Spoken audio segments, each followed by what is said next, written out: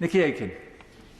Thank you, Mr Deputy Speaker. And can I first start by thanking the Backbench Committee for allowing this debate today, and to my right honourable friend, the member for Wamsley Southampton North, and of course my friend, the member for Swansea East, for this debate, but also for their brilliant work on menopause. And the fact that we have a Menopause Awareness Month and a day, I think demonstrates how far we have come on this debate.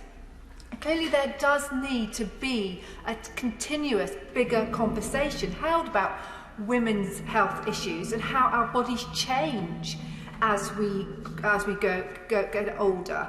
And I think it's important to reinforce that the government, I believe, does have a clear policy in addressing women's health. And I look forward to the strategy being published, and I hope sooner rather than later. As a perimenopausal woman myself, and I say that with pride, I do think it is right that we do discuss these issues now in public and with our friends and our families. One thing we've heard loud and clear today is that it's about access to information about the menopause remains critical to enable women to feel empowered to make informed decisions about their own health. Right now, we need women themselves to be well informed, to have a positive reinforcement and be supported by sympathetic networks. That is why I'm delighted to have met with Elizabeth and Claire from Pausitivity, the founders of a not-for-profit campaign who has dedicated themselves to helping women feel empowered to talk about the menopause and provide tools to make informed decisions.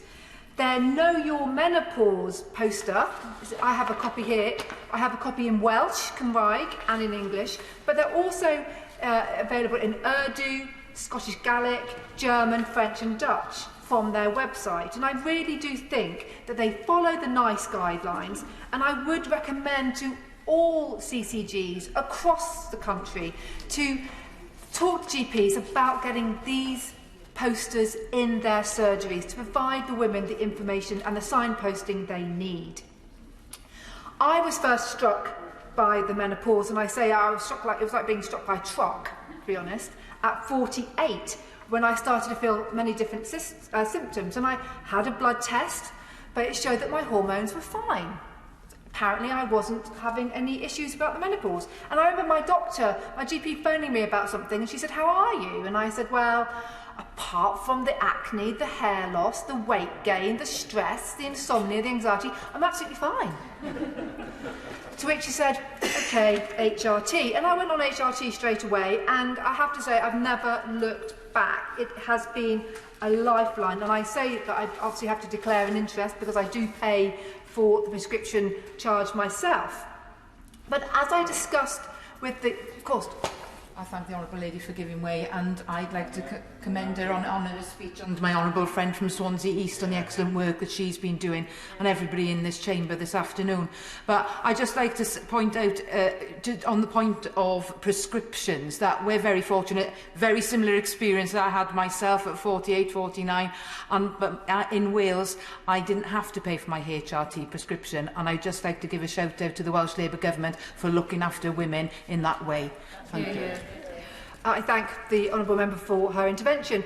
I discussed with the Secretary of State for Health this week about the cost involved in HRT and the stresses and strains, I understand, on the NHS budget following COVID. So with this in mind, I would ask the Minister if she can reiterate to the House about the current NICE guidelines and ask NICE to reach out to GPs and reinforce and encourage them to tell patients about all the options available to them about the associated costs, because I do understand that there is a system in place where women can get a prescription, pay only an annual prescription for their HRT, but I think there's a lot of confusion around that. So if the Minister could address that point in her summing up, I would appreciate it.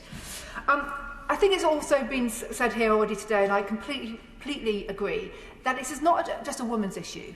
This is a people's issue. Men have got to be part of the discussion as well. And I have to thank my the members of Totnes, the members of Eastleigh and the members of Hayward and Middleton for actually sitting down with me last week and asking me about the menopause. The member of Totnes said, will you please just talk me through the menopause, because he knows how sort of an important issue it is.